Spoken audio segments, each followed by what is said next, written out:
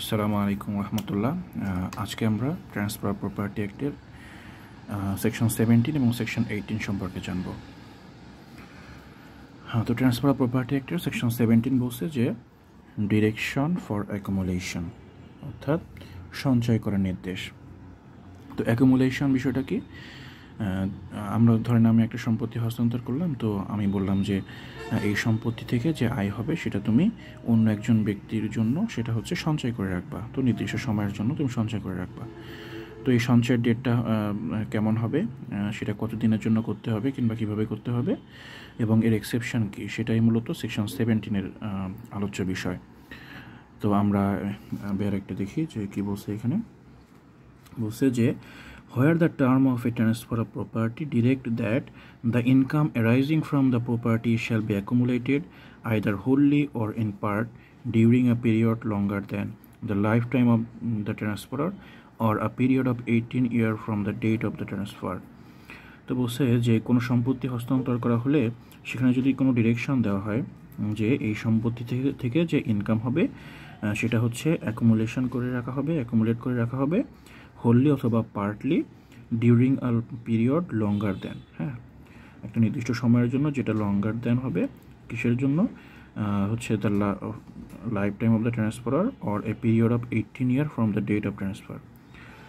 ট্রান্সফারের lifetime অথবা 18 বছরের ট্রান্সফারের তারিখ থেকে 18 বছর সময়ের জন্য। এটার থেকে যদি বেশি হয়, হ্যাঁ, লঙ্গার দেন হয় যদি এই সময়ের থেকে, তাহলে কি হবে? such direction shall be void to the extent to which the period during which the accumulation is directed exceeds the longer of the aforesaid period. অর্থাৎ এই যে দুইটা কথা হয়েছে যে term lifetime of the transferor অথবা সম্পত্তি হস্তান্তরের তারিখ থেকে লাইফ টাইম, হ্যাঁ, 18 বছর। তো এই সময়ের থেকে বেশি সময়ের জন্য যদি অ্যাকুমুলেশন করে রাখার কথা বলা হয় কারোর জন্য, তাহলে সেটা ভয়েড হবে, হ্যাঁ, যতদূর পর্যন্ত বেশি বলা হবে ততদূর পর্যন্ত সেটা ভয়েড হবে। তো আমরা একটা উদাহরণের মাধ্যমে যদি বুঝি তাহলে বিষয়টা সহজ হবে। ধরেন একজন ব্যক্তি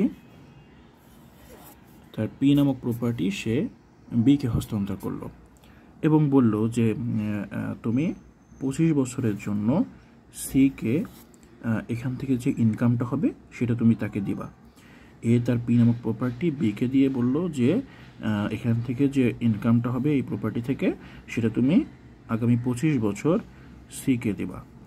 তো ধরেন 5 বছর পর মারা গেল, হ্যাঁ, 5 বছর পরে কী করলো? মারা গেল।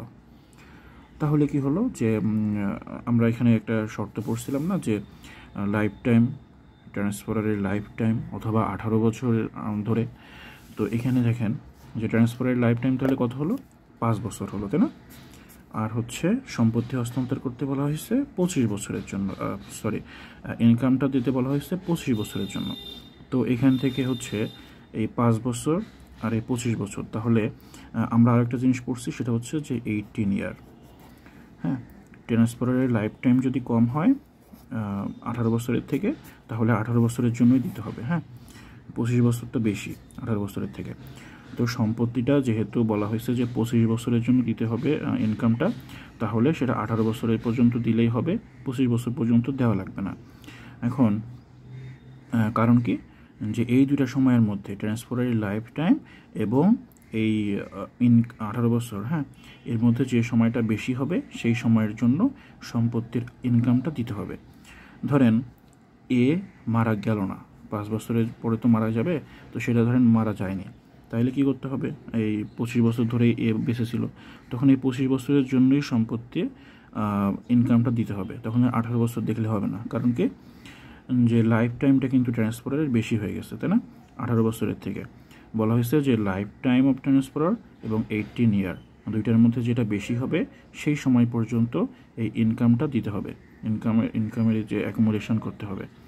এই জন্য এখানকার নিয়মটা এমন হবে যে ট্রান্সফারার তার লাইফ টাইম এবং এই 18 বছর, হ্যাঁ, এর মধ্যে যেটা বেশি হবে সেটাই হবে। তো ট্রান্সফারের লাইফ টাইম এখানে বেশি হলো, যেহেতু সে 25 বছর ধরেই বেঁচে ছিল, তাই 25 বছরের জন্য যেহেতু অ্যাকুমুলেট করতে বলা হয়েছে, তো সেটাই হচ্ছে দিতে হবে। তো এখানে কিছু ব্যতিক্রম আছে এই সম্পত্তি হস্তান্তর আইনের সেকশন 17-এ। 3টা ব্যতিক্রমের কথা বলা আছে, যে 3টা ক্ষেত্রে এই 18 বছর কিংবা এই লাইফ টাইমের বিষয়গুলো এগুলো হচ্ছে আসবে না। সেখানে কি হবে, সেখানে যতদিন পর্যন্ত অ্যাকুমুলেট করতে বলা হবে ততদিন পর্যন্তই করতে হবে। এবং সেকশন 18-এ হচ্ছে আরও একটি ব্যতিক্রমের কথা বলা আছে, সেটা হচ্ছে সেকশন 17-এর ব্যতিক্রম। এখানে এক্সেপশন দেখেন, এখানে বলা হচ্ছে যে this section shall not affect any direction for accumulation for the purpose of, কোন কোন পারপোজে অ্যাকুমুলেট করা হলে এই সেকশন এফেক্ট করবে না এই ডিরেকশন অ্যাকুমুলেশনের জন্য, সেটা হচ্ছে the payment of the date of the transfer. হ্যাঁ, ট্রান্সফারের ডেট পরিশোধ করার জন্য যদি হচ্ছে অ্যাকুমুলেট করতে বলা হয় তাইলে কি হবে না, তাইলে এই সেকশন এখানে এফেক্ট করবে না। হ্যাঁ, যতদিন পর্যন্ত অ্যাকুমুলেট করতে বলা হবে ততদিন পর্যন্তই করা লাগবে।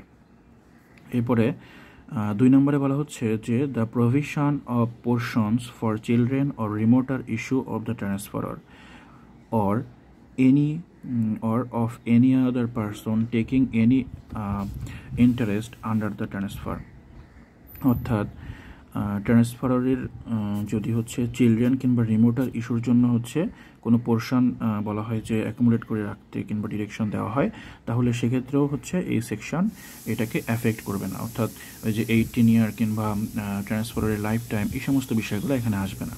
যতদিনের জন্য বলা হবে অ্যাকুমুলেট করে রাখার জন্য ততদিনের জন্যই করতে হবে।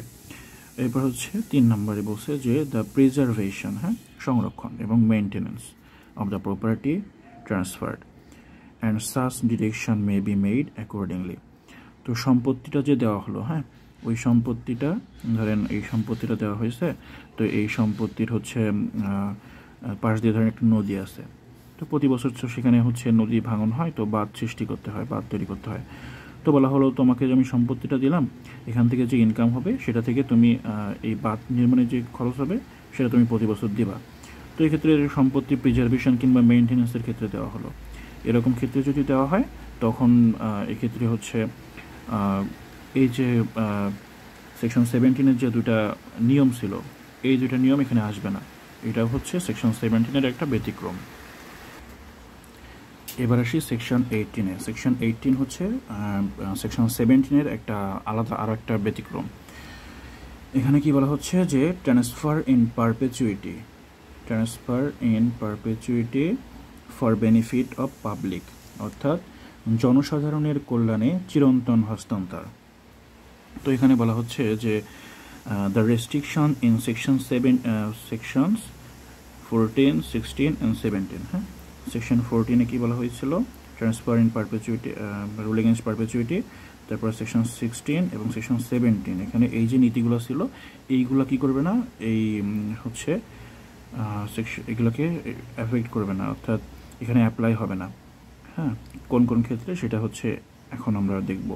Shall not apply in the case of a transfer of property for the benefit of the public in the advancement of religion, হ্যাঁ, religion, knowledge, commerce, health, safety or any other object beneficial to mankind।